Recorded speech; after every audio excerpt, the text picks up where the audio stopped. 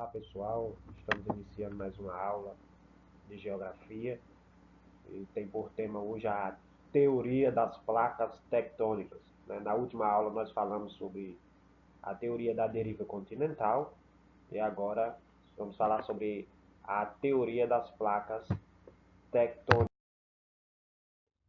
certo?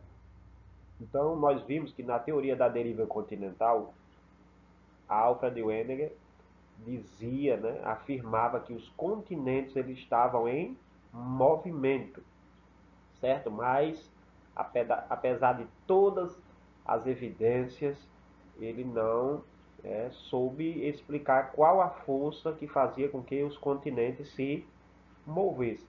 Então, em 1960, ainda durante o século XX, tivemos descobertas geológicas que indicaram que o Wegener ele não estava errado, muito pelo contrário, ele estava certo.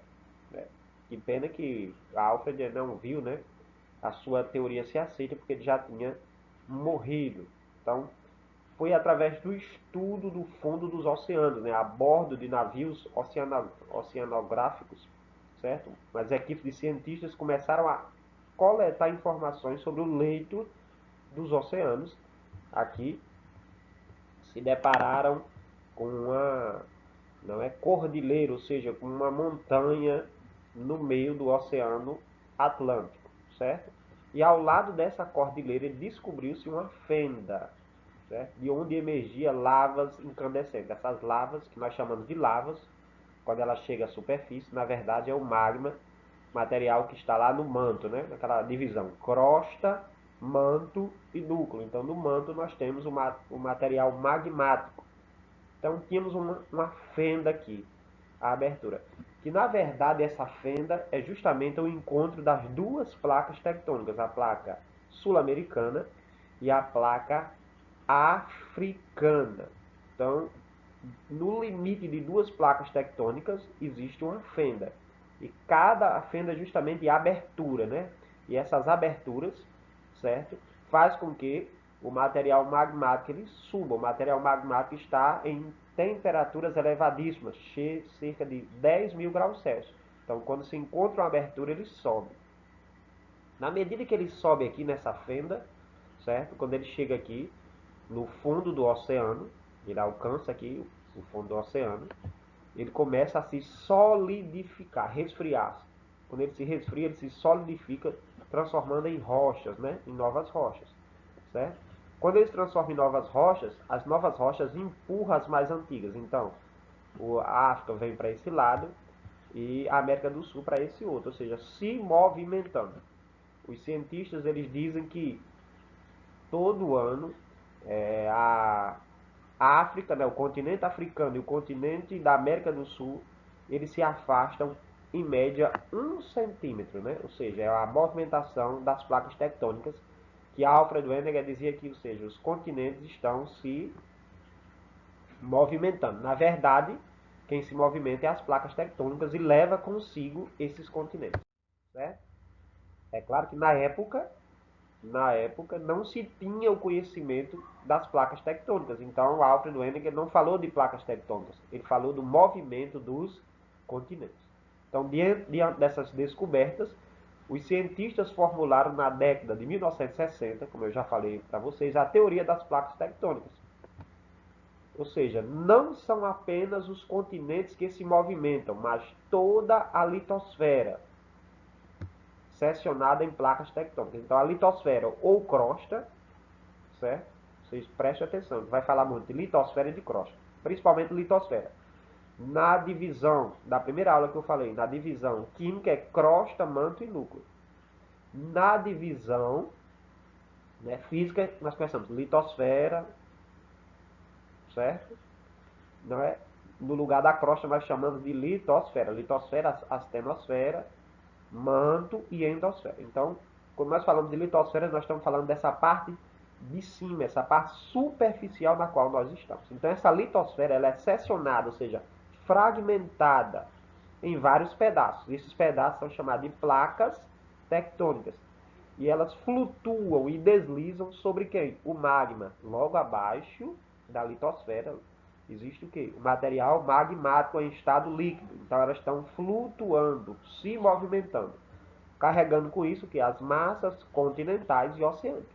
Por isso que Alfred Wegener percebeu através de sua teoria que os continentes estão se movimentando, que é justamente as placas tectônicas que se movimentam. Então, veja que temos aqui a litosfera, a parte de cima, ela está seccionada, fragmentada em várias placas tectônicas. Olha, placa australiana, placa das Filipinas, placa do Pacífico, placa de Cocos. Onde é que nós estamos aqui? O Brasil. Placa sul-americana, então nós estamos em cima da placa sul-americana, placa africana, ou seja, diversas placas.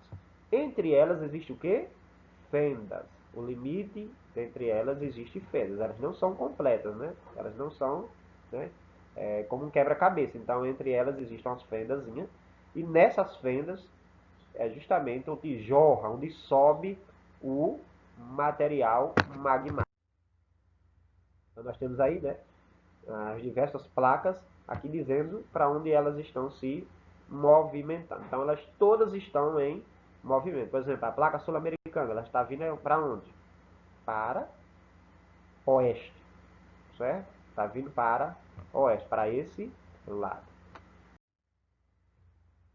Quais seriam as forças que movem as placas tectônicas? Certo? Foi isso que não teve na explicação de Wegener, né? Quais eram as forças que faziam com que os continentes se movimentassem. Agora nós perguntamos quais são as forças que movem as placas tectônicas. Então, a força que move as placas tectônicas é o quê? Correntes de convecção. Que corrente de convecção? É o magma. O magma, certo? Corrente de convecção. Lembre-se que o magma está em altíssimas temperaturas. Quando uma substância líquida está em altíssima temperatura, ele começa o quê? A se mover, a se movimentar. Igual a um leite, uma água que nós colocamos em uma panela, né? Colocamos no fogo, depois ele começa a borbulhar, certo? E ali veja que ali é uma temperatura pequena, comparado aqui o magma. Aqui, eu já falei para vocês, acontecem umas explosões de magma aqui no manto que são muito mais poderosas do que 10, 20, 30 bombas atômicas. Então, esse magma começa a se movimentar. Quando esse magma se movimenta, ele faz com que a litosfera, certo? Ou seja, as placas tectônicas se movimentem. Então, o que? As correntes de convecção do magma. É o magma em convecção que faz com que as placas se movimentem. Veja aqui, esse magma está em convecção assim, ó, nesse sentido. Ele vai empurrar essa placa para esse lado aqui, né? Veja aqui a setinha. Esse outro já está nesse outro sentido, então vai empurrar para este lado, certo? Aqui é um limite chamado limite divergente, que nós vamos falar mais na frente, né? Bem, para vocês entenderem. Então, como as placas tectônicas elas se movimentam, ela causa alguns fenômenos destrutivos aqui na litosfera, aqui na crosta. Nós temos erupções vulcânicas, nós temos aqui a formação de montanhas, nós temos terremotos, causando muitas destruições, e temos maremotos. Quando o terremoto ele acontece no mar, chamado de maremoto, e ele pode formar ondas gigantes chamadas tsunamis, né? Então, isso são causados pelos movimentos das placas tectônicas. Mas lembre-se de uma coisa, que esses fenômenos eles não ocorrem em todos os lugares. Eles ocorrem justamente nos limites das placas tectônicas, lugar que está no limite.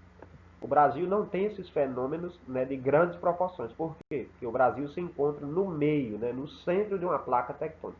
Quem vai sentir são os países que estão no limite de uma placa e outra, né? Veja aqui, ó, placa sul-americana. Ela vem até aqui, né?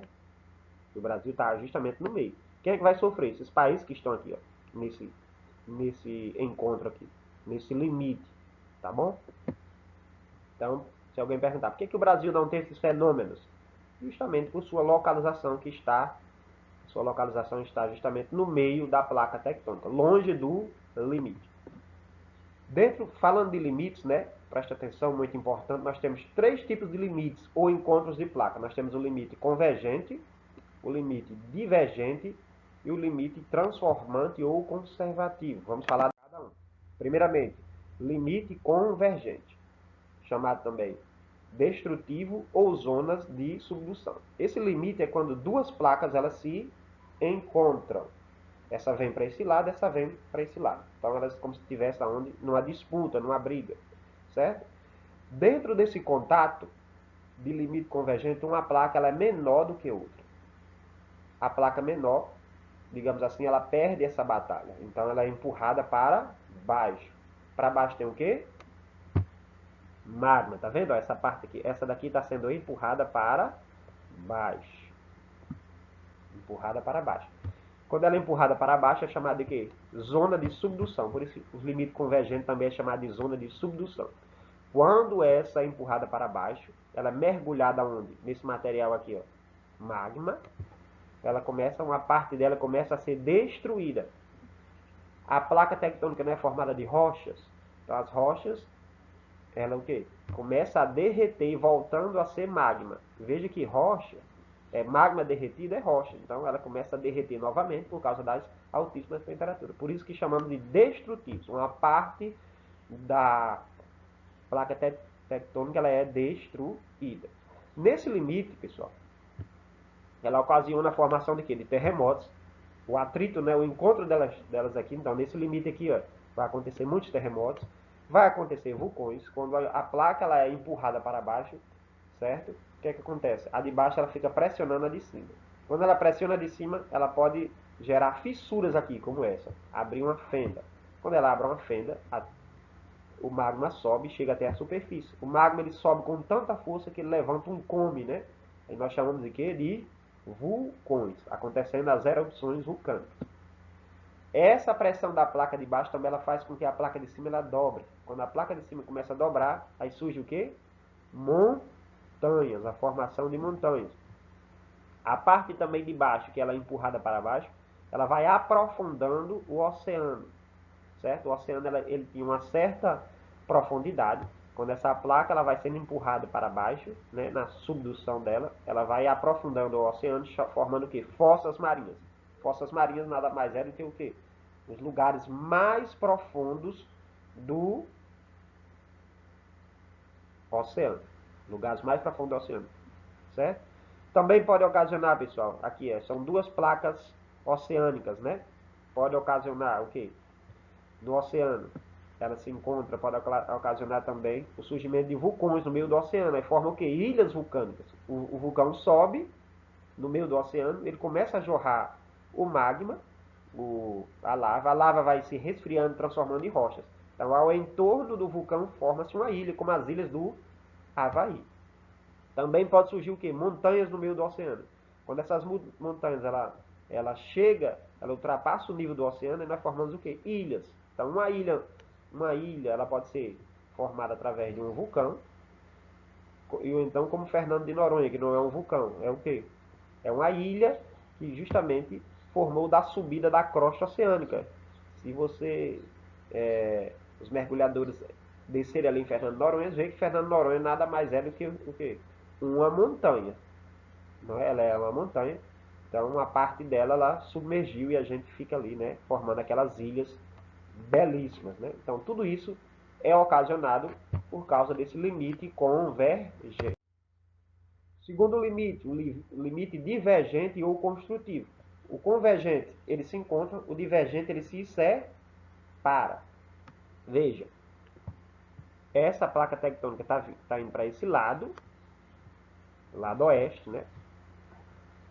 E o outro para esse outro lado, lado leste. Então elas estão divergentes, estão indo em direção contrária, elas estão se separando. Enquanto elas se separam, vai abrindo a fenda. Sobe o que? O material magmático. Esse material magmático faz o que? Se resfria e transforma em rochas. Veja, começa aqui, ó. Tá aqui nessa figura aqui, ó. Esse limite divergente que começa, então vai subindo e vai acrescentando. Ó. Veja a diferença entre as duas, né? Certo? Formando o que?